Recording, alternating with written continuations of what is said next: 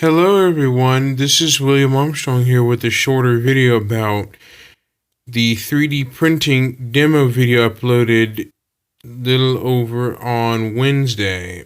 I uploaded the video and I marked the video as made for kids. So what is happening here is that the 3D printer is printing out a sculpture.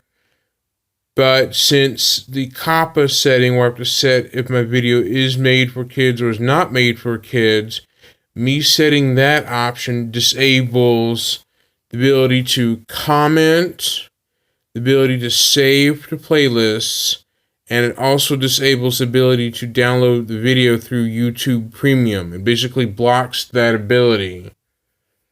So basically the COPPA setting blocks the ability to leave a comment on the video, and it blocks the ability to save the video to playlist. It also blocks the ability to download the video through YouTube Red, or now known as YouTube Premium. And on a side note, is on mobile phones, unfortunately, the mini player is also disabled for videos that are made for kids. So my last video is intended for kids.